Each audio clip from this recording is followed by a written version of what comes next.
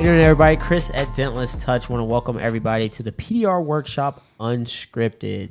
We have here Dave O from now Dentless Touch. Dave, you want to say something? What's up, guys? Yeah, it's been a big transition since the last Unscripted.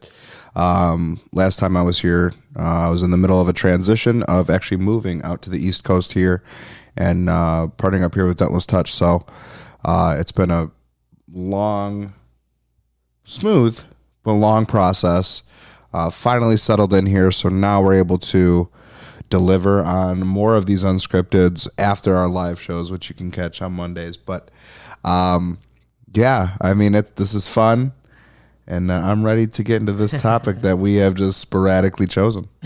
Yeah, definitely. So the topic today, Dave, is an article that you sent me, and it's basically what do car dealerships think of or think about of their vendors, which I thought was pretty interesting when you sent that this morning. And I said, wow, let's just do a PDR unscripted literally about 30 seconds ago. So yeah, let's get this in. So some of the things that I saw that kind of really not really resonated, but kind of stood out to me on this article was when you were talking about kind of how they view detailers.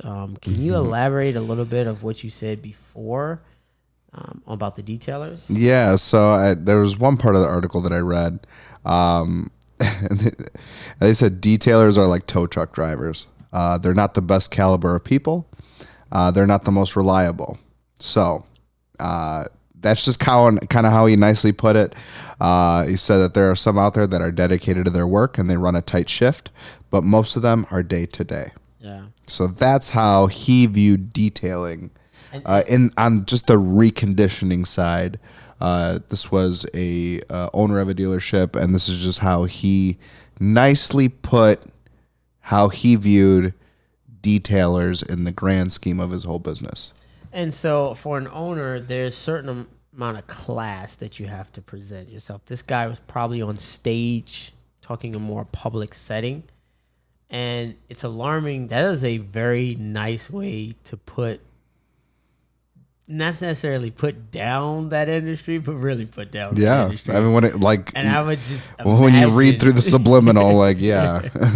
And I would just imagine that, wow, what if he was actually talking with, his buddies, the vendor himself? Like, that's how I want to know. Like, how does he actually act with the vendor himself and then go? Yeah, and he's not being recorded or someone's not looking over him outside. Wow. So, this is a tough thing for us because we consider this a career. We consider this not just a job, something that pays us. It's our livelihood. Yeah, exactly. And we take a lot of pride in it. We spend a lot of time furthering, our growth in education and stuff like that. We spend a lot of time in perseverance and integrity on our repairs. So to hear a dealership owner, obviously he's talking about the masses. Maybe he hasn't seen a professional shop or many professional shops in there that are vendors that service him, but it kind of shows that the industry needs a change to me. And so if you want more out of your dealerships, if you want a higher price or whatever, get paid for what you think is worth, if this guy's viewing us like that, it's because the overall industry as a whole, he can only see things from like the masses, like what he anticipates come through the door, right? If you're not well put together, you stink, and you come through his front door, you may not be looking for a car. You may be asking, hey, do anybody have a job or you need money, stuff like that. So it's kind of like with us, like if you present yourself well, it will change his prejudgment over the overall vendors. I mean, what do you think about that? Yeah, I remember reading part of it, and it said, what do you think is the most important thing to find in a vendor who is doing cosmetic services? And this is, what is the most important thing? Cars got to look brand new in a timely manner. Yeah. That is what, as a vendor, you need to deliver on with your services. Whether it be, it doesn't have to be strictly PDR, but in our case, it is PDR. So I use that. Yeah, it's got to look brand new. I mean, the quality of work has to be there and in a timely manner. So when we just actually did a show on wholesale, and so this is kind of tying into that as well. But that was those are the main focus of a owner of a dealership. This is what he needs. He's in the business of buying and selling cars, and to properly sell a car, these are the two things that his vendors need to deliver on for him to get that car frontline ready. Right. Yeah.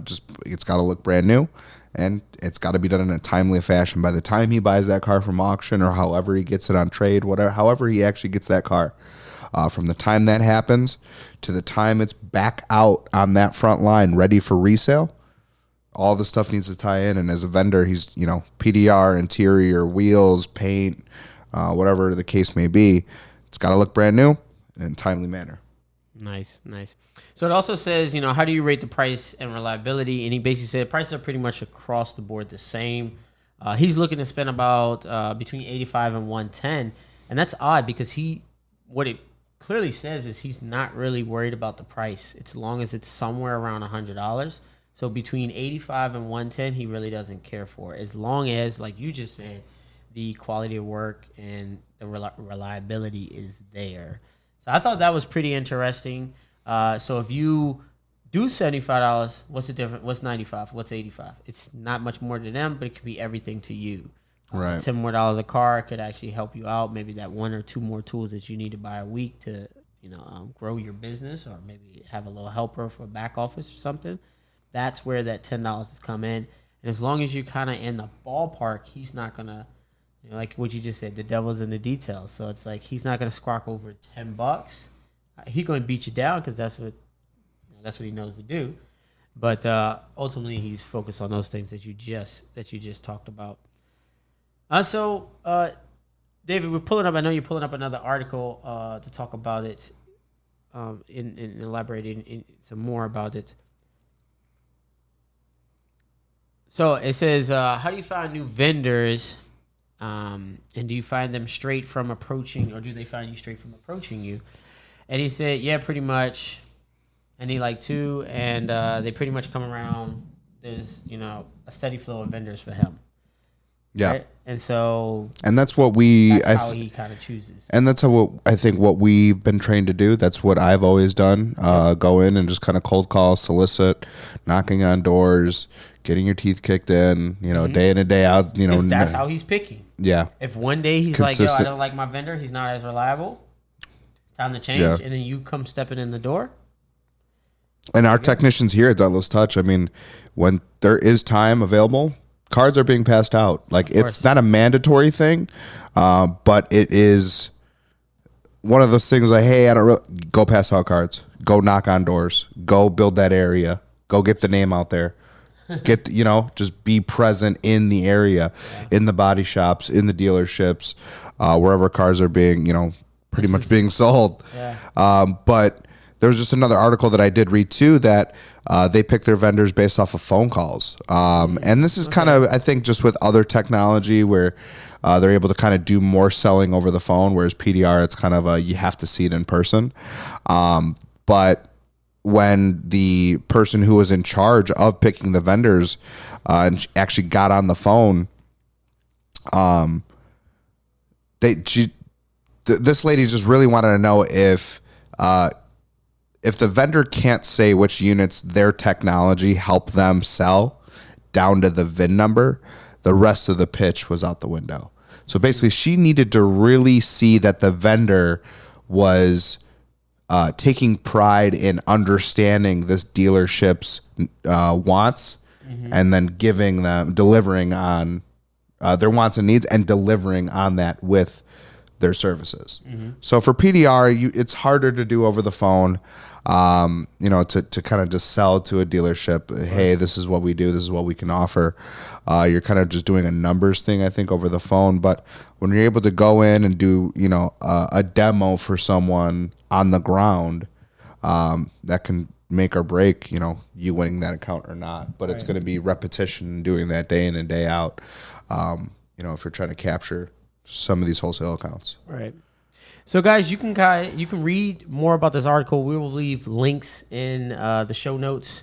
And I just wanted to share a little quick kind of insight of the two articles that we've read. This is directly like dealership owners and then, general managers of dealerships. So it's great information, tons of knowledge. And just literally it's, a question and then the direct response, almost basically quoted from them, what they said. And you can kind of see kind of the terminology that they're using and what they really care for. I mean, for instance, they pretty much just say, keep knocking at the door is the best way to get into our dealership. So that's pretty crazy. So, hey guys, I want to thank you for joining us on the PDR workshop, Unscripted, and look forward for more episodes. Thanks, guys. See you on the next one. See you.